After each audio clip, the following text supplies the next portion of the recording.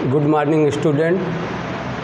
Class 10 biology जैव प्रक्रम part 2 मनुष्य में पाचन, डाइजेशन इन ह्यूमन। बहुत ही इम्पॉर्टेंट टॉपिक है। केयरफुली आप लोग ध्यान से सुनिए, समझिए और नोट्स भी बनाते चलिए। तो आज देखें, सबसे पहले पाचन क्या है परिभाषित करेंगे। तो देखेंगे कि भोजन के जटिल और अघुलनशील अणुओं का पाचन संस्थान में सरल एवं घुलनशील अणुओं में विघटन को पाचन या डाइजेशन कहते हैं। तो इसमें देखिए भोजन के जटिल अणु, और ये भोजन के जटिल अणु क्या होते हैं? अघुलनशील होते हैं।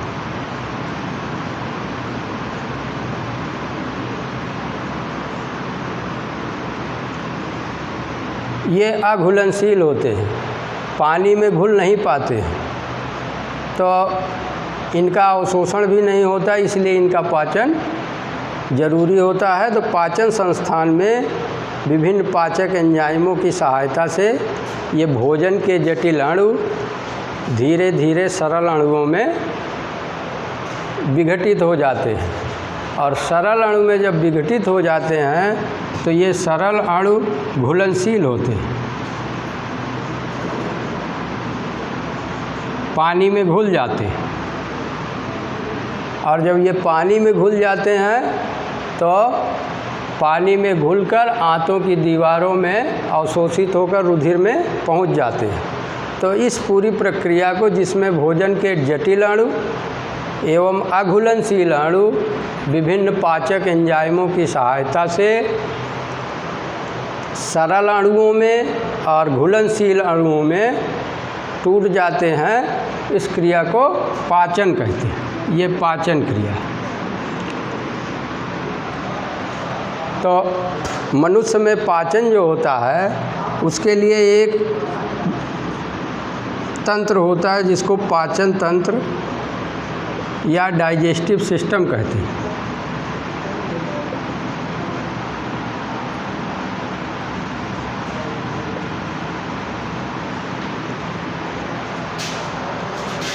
मनुष्य के शरीर में पाया जाने वाला वह तंत्र जो भोजन के जटिल एवं अघुलनशील अणुओं को सरल एवं घुलनशील अणुओं में तोड़ने का काम करता है, पाचन तंत्र कहते हैं। मनुष्य के पाचन तंत्र के दो भाग अध्ययन की दृष्टि से हम कर सकते हैं। पहला भाग है आहार नाल,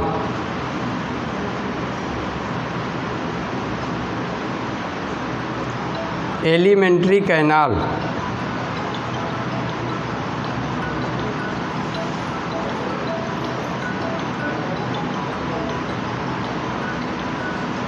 और दूसरा है पाचक ग्रंथियाँ,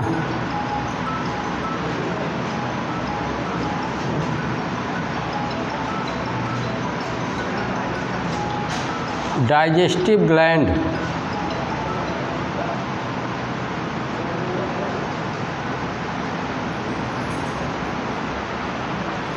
तो अध्ययन की सुविधा की दृष्टि से पाचन तंत्र को दो भागों में बांटकर हम लोग अध्ययन कर सकते हैं।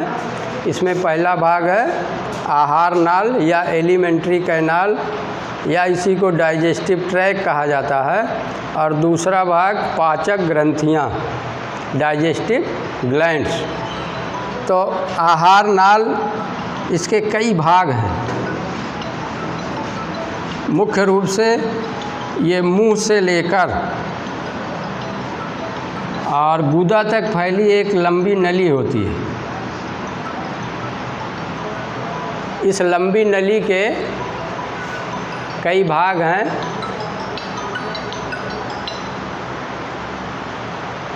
इन भागों को क्रम से पहला भाग मुख एवं मुख गुहा कहेंगे, दूसरा भाग है ग्रसनी,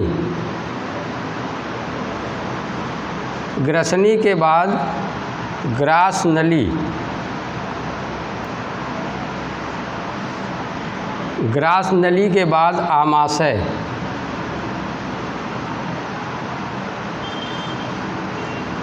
उसके बाद छोटी आंत,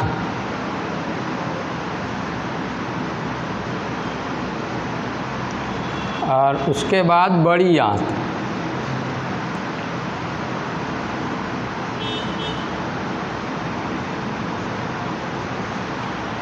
तो इस आहार नाल की लंबाई लगभग 25 से 27 फीट लंबी होती है। आहार नाल 25 से लगभग 27 फीट लंबी होती है। और वैसे शरीर में देखें मुख से गुदा तक की लंबाई तो बहुत कम होती है, लेकिन इस आंत को यदि फैलाया जाए तो इसकी लंबाई लगभग 25 से 27 फीट तक होती है। और इसके विभिन्न भागों की संरचना अलग अलग होने के कारण इसके विभिन्न भागों को अलग अलग नामों से जाना जाता है। तो मनुष्य में पाचक ग्रंथियाँ कौन कौन सी हैं? प्रमुख पाचक ग्रंथियों में पहली नंबर 1 है लार ग्रंथियाँ।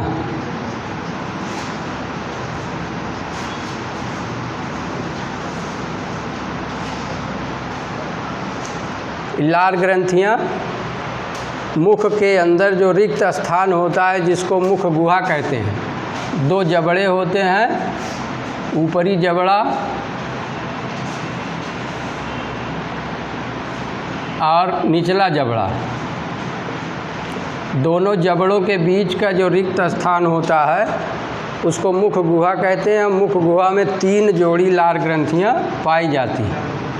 3 जोड़ी, संख्या में कुल 6 लार ग्रंथियाँ। क्वेश्चन भी पूछा जाता है कि मनुष्य में लार ग्रंथियों की संख्या कितनी होती है?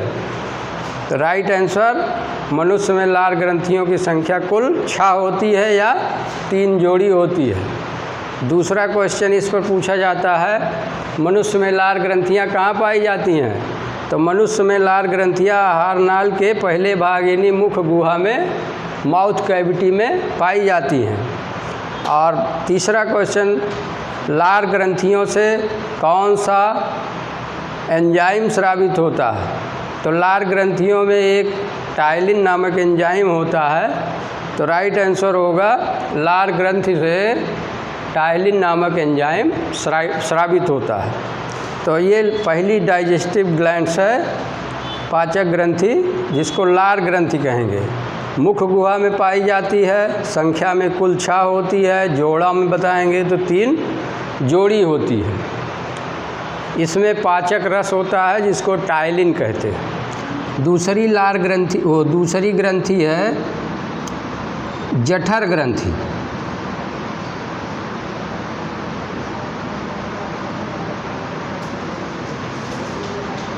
गैस्ट्रिक ग्लैंड्स, तो जिसमें आहार नाल में देखिए एक भाग है आमाशय। आमाशय एक थैले जैसी संरचना होती है। अभी आहार नाल का चित्र बनाया जाएगा तो उसमें आप देखेंगे कि थैले जैसी संरचना की मोटी दीवारों में जठर ग्रंथियाँ पाई जाती हैं। संख्या निर्धारित नहीं, असंख्य होती हैं। जठर ग्रंथियों से जठर रस स्रावित होता है जो भोजन के पाचन में सहायता करता है। और तीसरी ग्रंथि है यकृत या लीवर।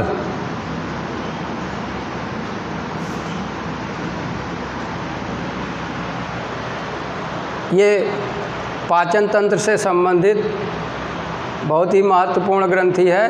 कोई पाचक रस स्रावित नहीं होता है, परंतु इससे पित्त रस स्रावित होता है जो भोजन के माध्यम को अम्लीय से क्षारीय बनाता है।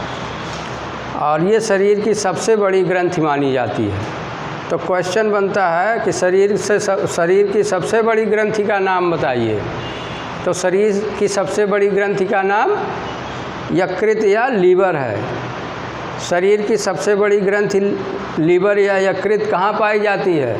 तो इसकी स्थिति देखेंगे आहार नाल के आमाशय के जस्ट पीछे ग्रहणी वाले भाग में ये जुड़ी रहती है। तो आहार नाल से जुड़ी एक ग्रंथि है। चौथी पाचक ग्रंथि है अग्न्याशय या पैंक्रियाज। अग्न्याशय या पैंक्रियाज यहीं यकृत के समीप ही आहार नाल के ग्रहणी वाली भाग में ये आहार नाल से जुड़ी एक ग्रंथि है। ये विशेष प्रकार की ग्रंथि है, इससे हार्मोन्स भी स्रावित होता है, एंजाइम भी स्रावित होता है, इसलिए इसको मिश्रित ग्रंथि भी कहा जाता है। तो अग्न्याशय से अग्न्याशयी रस स्रावित होता है जो पाचन में सहायक होता है। और पांचवी ग्रंथि है आंत्रीय ग्रंथियाँ।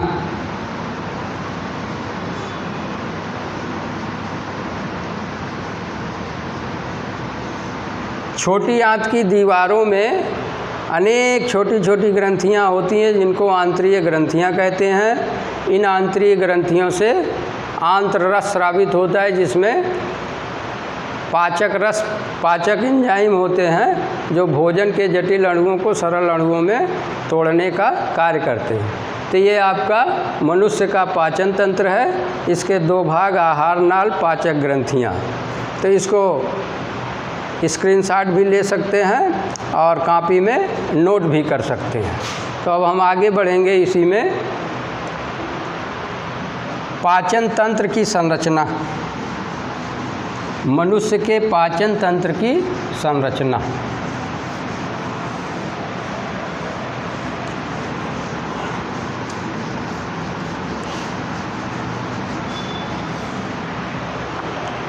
कॉपी में चित्र भी बना सकते हैं साथ साथ। तो देखें, मुंह से लेकर गुदा तक फैली एक लंबी नली होती है। तो ये आगे का भाग ये माउथ या मुंह या मुख एवं मुख गुहा।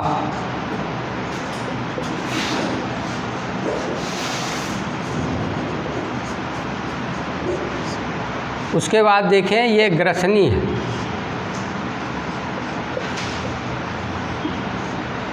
और एक पतली लंबी नली होती है जिसको ग्रास नली कहते हैं। और ग्रास नली के बाद एक थैले जैसी संरचना, ये आमाशय है।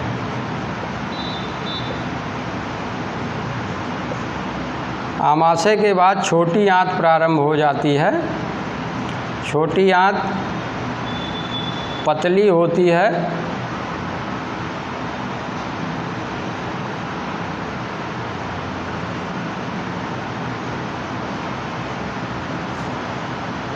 और इसी में कुंडलित पड़ी रहती है उदर गुहा में। छोटी आंत से बड़ी आंत जुड़ती है। ये बड़ी आंत है। तो यहाँ आमाशय और ये ग्रहणी का भाग है। छोटी आंत का भाग जिसको ग्रहणी या डुओडिनम कहते हैं। इसी भाग से दो ग्रंथियाँ जुड़ी होती हैं, यकृत और अग्न्याशय। ये पत्ती जैसी संरचना, इसको अग्न्याशय कहते हैं।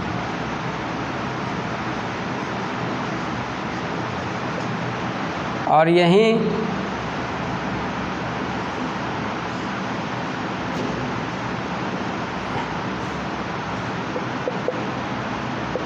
यकृत शरीर की सबसे बड़ी ग्रंथि है।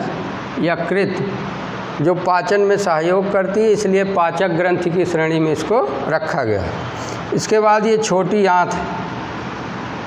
नाम छोटी आंत है लेकिन इसकी लंबाई लगभग 20 फीट तक होती है। उसके बाद लगभग 1.5 मीटर की लंबाई की एक मोटी नली होती है जो उल्टे यू के आकार में उदर गुहा में पड़ी रहती है, जिसको बड़ी आंत कहते हैं।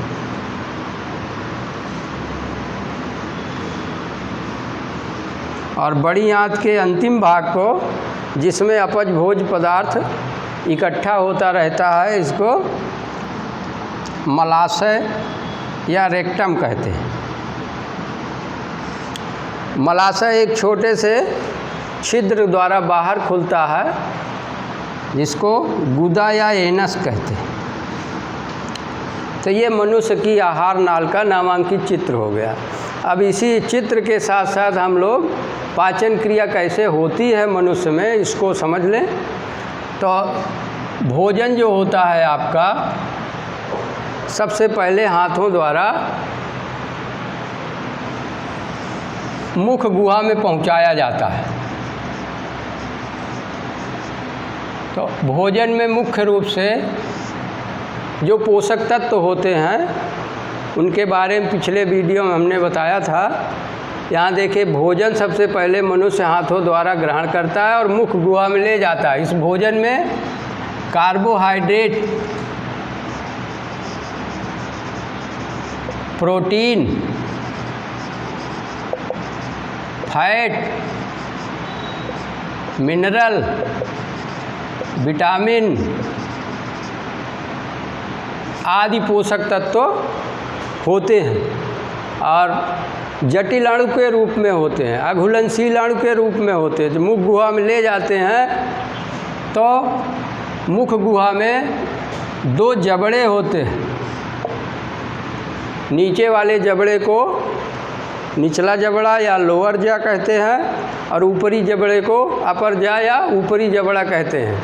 जबड़े के दो भाग होते हैं, अर्धभाग कहलाते हैं दोनों, दायां अर्धभाग और बायां अर्धभाग। इन जबड़ों में दांत लगे होते हैं। दांत या टीथ, मनुष्य में दांत 4 प्रकार के होते हैं। एक पहला प्रकार है जो सामने की ओर होता है, जिसको कृंतक कहते हैं। उसके कृंतक के बगल रदनक दांत होता है और रदनक के बगल आगे ऐसे बढ़ते जाएंगे अंदर की ओर, तो अग्र चवर्णक होता है और अग्र चवर्णक के बाद चवर्णक दांत होते हैं। इंसीजर, कैनाइन, प्रीमोलर और मोलर। संक्षेप में इंसीजर आई से प्रदर्शित कर दें, रदनक, कैनाइन, प्रीमोलर और मोलर। ये 4 प्रकार के दांत जबड़ों में लगे होते हैं। भोजन के जटिल अणुओं को पीसने, काटने, चीरने, फाड़ने आदि का काम करते हैं। तो मनुष्य में दांत 2 बार आता है, आप लोग देखे होंगे। बच्चों में जो दांत आता है उसको अस्थायी दांत, अस्थायी टेम्परोरी या दूध के दांत कहते हैं। जब तक ये दांत रहते हैं, बच्चा दूध पीता रहता है, दूध से अपना पोषण प्राप्त करता है, तो दूध के दांत कहते हैं इसको। तो दूध के दांतों की संख्या कुल 20 होती है और प्रकार में केवल 3 प्रकार के इंसीजर, कैनाइन और प्रीमोलर दांत बच्चों में पाए जाते हैं। इनका दंत सूत्र होता है 21-20/21-20। प्रत्येक जबड़े के अर्ध भाग में देखेंगे तो 2, 1, 3, 2, 5। प्रत्येक जबड़े के अर्ध भाग में 5 दांत होते हैं। तो एक जबड़े में कुल दांतों की संख्या 10। निचले वाले जबड़े में भी कुल दांतों की संख्या 10। तो इस तरह से अस्थायी दांतों की संख्या 20। तो क्वेश्चन पूछा जाता है, दूध के दांतों की संख्या कितनी होती है? तो राइट आंसर, दूध के दांतों की संख्या या अस्थायी दांतों की संख्या मनुष्य में 20 होती है। तो अस्थायी दांत कितने प्रकार के होते हैं? मात्र 3 प्रकार के। यहाँ एक प्रकार है जो 0 है, जिसको चवर्णक या मोलर दांत कहते हैं। तो बच्चों में ये दांत नहीं पाया जाता है। इसके बाद अस्थायी दांत निकलता है इन दांतों के स्थान पर, अस्थायी या परमानेंट टीथ। अस्थायी दांतों की संख्या कुल होती है 32 तो वयस्क मनुष्य में दांतों की कुल संख्या पूछा जाए तो राइट आंसर क्या होगा? 32। वयस्क में दांत कितने प्रकार के होते हैं? तो वयस्क में दांत 4 प्रकार के होते हैं और इनका दंत सूत्र होता है 21-23/21-23। प्रत्येक जबड़े के अर्धभाग में 2, 1, 3, 2, 5, 3, 8, पूरे भाग में 16, इसी तरह निचले जबड़े के अर्धभाग में 8, पूरे जबड़े में 16 और कुल 16 32। तो सभी प्रकार के दांतों की अलग अलग संख्या के बारे में भी कभी कभी प्रश्न पूछा जाता है कि वयस्क में कृंतक दांतों की संख्या कितनी होती है? तो वयस्क में देखें, एक जबड़े के अर्धभाग में 2, दोनों भागों में यानी पूरे ऊपरी जबड़े में कितने दांत हो गए कृंतक? 2, 2, 4 और कुल दांत कितने हो गए? 8। तो मनुष्य में वयस्क में कृंतक दांतों की संख्या कुल कितनी होती है? 8। तो इस तरह से जो प्रश्न पूछे जाते हैं संक्षेप में इसको कॉपी में नोट कर लेंगे तो इसका उत्तर आसानी से दे सकते हैं। अब भोजन इसमें जाता है मुख गुहा में, तो इन दांतों द्वारा चबाया जाता है, बारीक पीसा जाता है और इसी मुख गुहा में एक जिह्वा या जीभ होती है, टंग जिसको कहते हैं। जिह्वा या जीभ मांसपेशियों से बनी होती है, इस पर स्वाद कलिकाएं होती हैं, भोजन के विभिन्न पदार्थों का स्वाद ग्रहण करती हैं और भोजन को पीसने के लिए दांतों के नीचे पहुंचाने का कार्य करती है और बोलने में भी सहायता करती है। तो यहाँ पाचन में क्या सहयोग है इसका? ये भोजन के कणों को दांतों के नीचे पहुंचाने का कार्य करती है और भोजन को निगलने का काम करती है।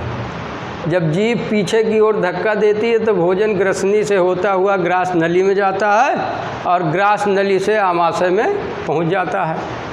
तो ये जीभ का कार्य हो गया। इसी मुख गुहा में ही लार ग्रंथियां होती हैं।